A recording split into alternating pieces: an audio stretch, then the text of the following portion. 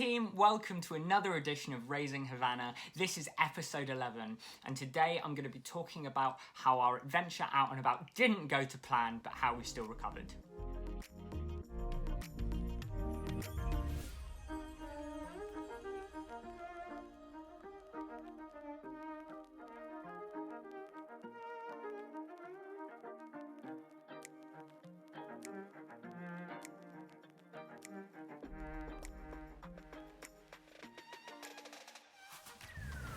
So today was a bit more of a rainy day, but I wanted to take Havana out on her second solo outing. I wanted to start working on some of the concepts I worked on yesterday, just in a more distracting place.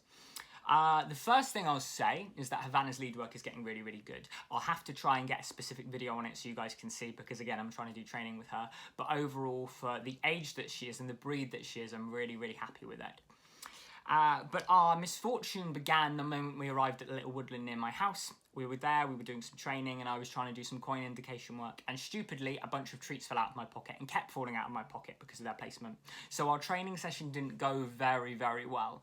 It then started to pour with rain to the point where she was looking at me like, this is stupid, I don't want to do this, even though I'm meant to be a Labrador. No, but the rain was really, really bad. And then to top it all off, a bunch of people came with their kids and a big German Shepherd and started playing.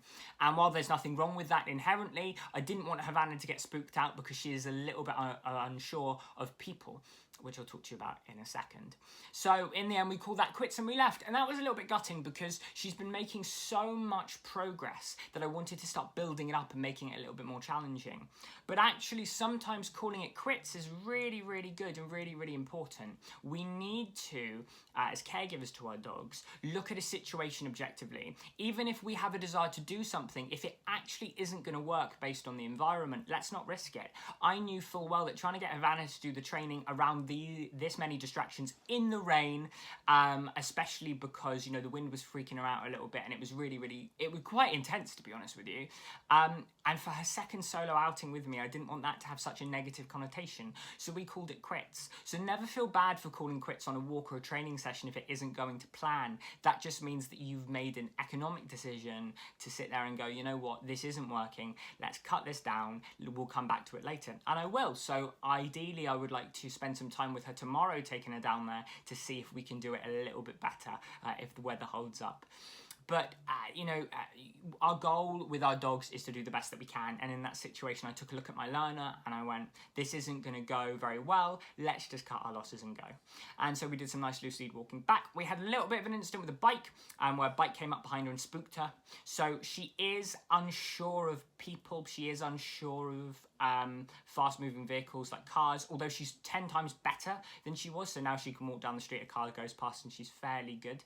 But it is something I want to keep an eye on, and I am going to be looking to expose her to more people at a distance in the future. I would have, as I said, done that with the people who turned up with the German Shepherd, but the rain was just getting really, really intense, and I was like, you know what, now let's not do this. And then we did some middle practice at home, so a very kind of more chilled out day for her. But middle is basically where you teach the dog to go between your legs and do air behaviours. And so for Havana, it's going to be a sit behaviour.